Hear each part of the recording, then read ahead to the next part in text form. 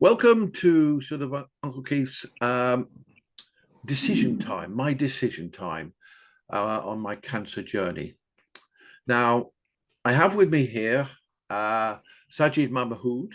Have I pronounced that well enough? Yeah, it's Sajid Mahmood. Right. Um, and I asked in various places for people who, have some association with cancer. And I was looking obviously for not only patients, doctors, nurses, etc., but I was also looking at carers, people who have been affected by family members, somebody close to them. And Sajid has basically his story about his uncle to tell us today. So I'll pass it over to you, Sajid, and I ask you to explain who it is, what happened, and how the family responded from it. I know, there were issues that related to what your uncle did, and we can talk about that as well. So I'll pass it over to you, my friend. Yeah. uh, I hope you all are doing well, and with the best health, you are enjoying your life. My name is Sajid Mahmood, and I have a story of Mamu, my uncle, who suffered from the cancer in the age of like 70 years. So he was a very strong man. He's an athlete. He's a runner. So he lived his life very strongly and healthy life. Uh, Let me start and let me introduce his background. That what the things he did in the background that could impact his life in the ending. But the thing is, he was a smoker. He does smoking.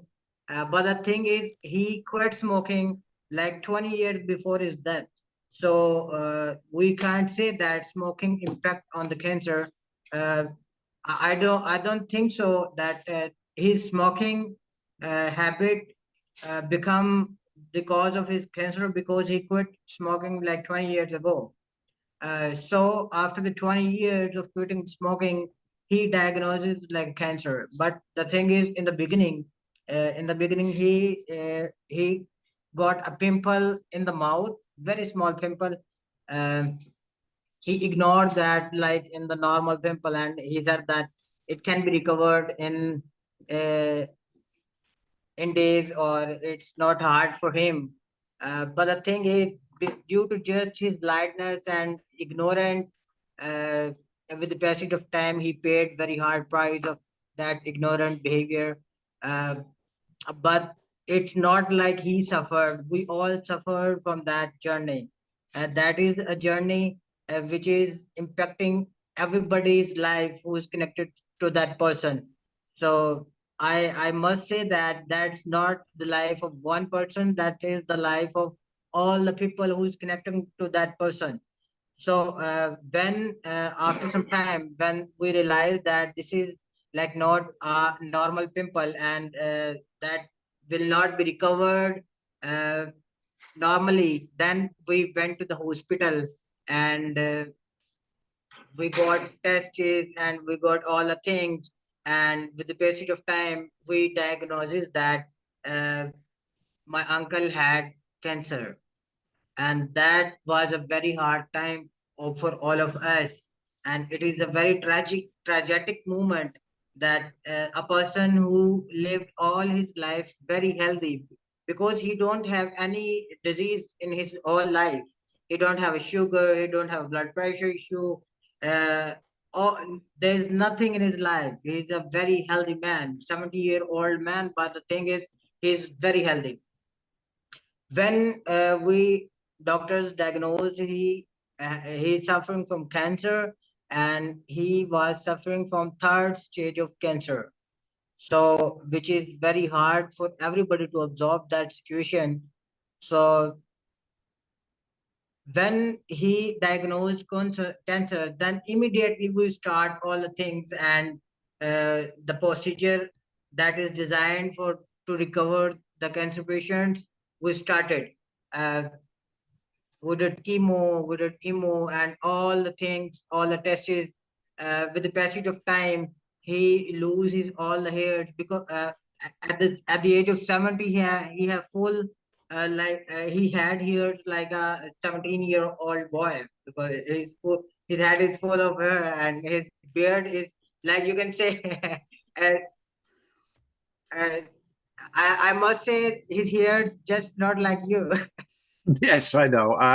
My hair is sadly lacking, and that's not to do with the cancer. That's just due to the fact that in my Yeah, family, you in my your hair family, not like we get bald. Not all of us, but yeah, certainly I'm one of the ones who draw on the short straw.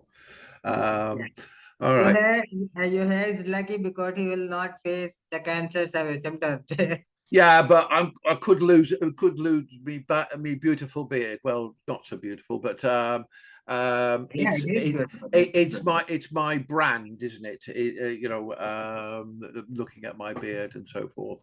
So yeah, so from your family's point of view, and this is what too many people forget, it is as bad for the family as it is for the patient. And the worst thing about it is there's nothing a family member can actually do. But Yeah, that's in terms of taking action. But it's not actually true, as I'm sure you know, because the fact that you are there for the patient, you are supportive, you are doing things, that is wonderful. Now, the one thing I say, this is me, not everybody's the same, remember that, is that I say, I, me, I'm not ill. I happen to have a little cancer, but I'm not ill. So don't treat me like a poor, decrepit individual who's sick, right? Be there for me, yes. Care for me, yes. But don't pamper me, because if you pamper me, I'm likely to go like this, and fight back. I hate pampering, even when I'm ill. So don't do it when I don't feel ill. But it is important that the carers are considered in this podcast of mine, because the carers suffer sometimes worse emotional strain than the patient themselves. Because the patient, well, take my attitude, for instance. I have cancer. I can't change that. I can only decide what I do about when I'm trying to get rid of it. So I do what the doctors tell me. Touch cut, fall up. Yes, yes, sir. Yes, sir. No, no, sir. 3 bags full, sir. I will do what you want me to do.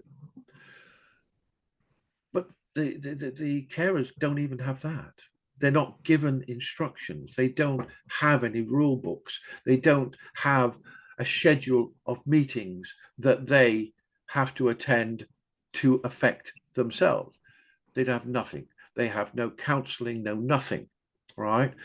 And that is why carers are just as important, because they are just as much suffering from the cancer, right? So I'm glad you reached out to me, Sajid, because it gives me that opportunity to say to all carers, all family who are affected, that it is important that people consider you as well as your patient, right? Um, I have the support of family members here, family members who will come. They've been told they'll drive miles and come and take me if I need to be taken somewhere. I know I've got people around me. I've got friends literally around the world saying, if you need something, just ask me. And that is incredible to know, that you have people for you helping you. And in your situation, your uncle, I'm sure, was blessed with family members helping him. But it goes the yeah, other way around as well. Being allowed to help makes their life better as well, so that you felt involved with the treatment. Sadly, though, it may not have been successful in your uncle's case, but hopefully for me, I'm hoping it's going to be successful. Yeah, of course, of course. Because we caught mine early. I'm this team that are working with me are superb, and they're in the top 10 of this in this country. So I'm over the moon. I'm based in Kent, which is the southeast of England, but my surgery and a lot of the decision making is being shared with a top London hospital, a hospital I've known about probably all my life. St Thomas's Hospital, Guy's Hospital, and St Thomas Hospital, which are formed together as a trust. So, I mean, these are famous hospitals in the UK and, in fact, across the world. And so, I'm being treated with, top surgeons, top cancer doctors, fantastic Macmillan nurses, and things like that. So, I'm just over the moon with with the support Yeah, I've got. this is a very perfect thing that with these expertise, your procedure will be smoothly. Your medicines, everything will be done with the on the procedure and with the stepwise, with the step one, Exactly. step two, step three, and on the time, not be like late or something that is happening that should be happen tomorrow, and the thing is doing after the week. So these things affect a lot in this situation. But the thing is, the main thing that I realized in all the journey is your mental health. Exactly. A person who is suffering from the journey, he should be healthy, mentally health. His mental health should be uh, pumped and should be so stronger. So if his mental health is stronger, he must should survive, and he will survive. Yeah. And the thing is, I must suggest your followers that one thing, if you feel like something is bad happening with his body, because money is honey, honey is money, wealth is not everything, health is everything. Yeah.